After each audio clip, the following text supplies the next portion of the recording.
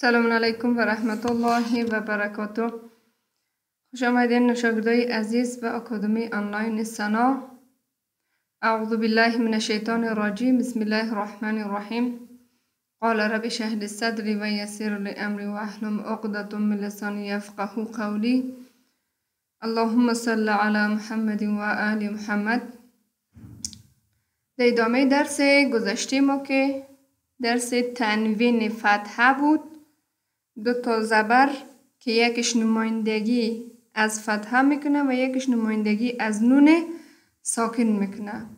تنوین نون ساکنی است که نوشته نمی شود ولی خوانده می شود و تکرار یک حرکت هم می باشد. وقتی دو تا فتحه داشته باشیم، یکیش فتحه است، یک دیگیش هم نمایندگی از نون ساکن میکنه. و درس امروزی ما تنوین دو تا کسره است. یک تا حرکت ما نمایندگی از کسره میکنه و یک حرکت دیگه ما نمایندگی از نون ساکن میکنه. پس وقتی اینا رو میخوانیم حتما صدای نون ازش بیرون میشه.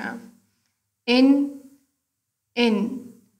بن تن سن جن هن خن دن زن رن زن سن شن صن ظن طن ظن عين غن فن قن كن لن من نن هن ون ین. خب اینم چه کلمه هاش که لا یا لن عادن نوح أيام نخل خاوية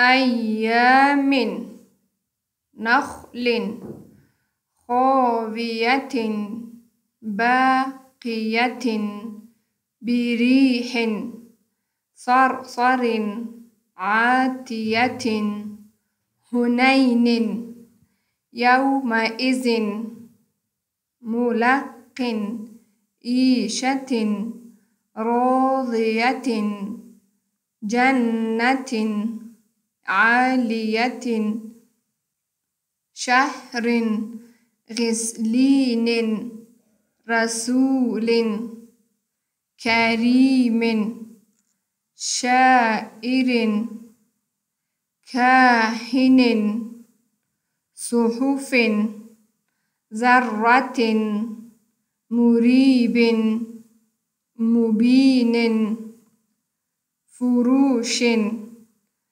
سلسلة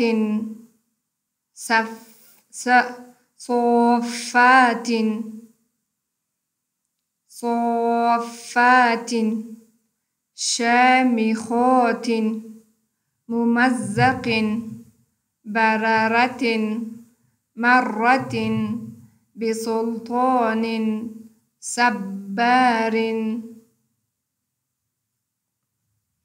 جبار شكور كفور مسيطر رقبة مرتبة تكذيب خبير عزيز محفوظ مشهود مرفوعة موضوعة.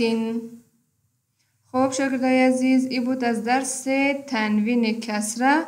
تا درس بعدی یا ویدیوی بعدی شما رو به خداوند یکتا میسپارم. خدا نگهدار.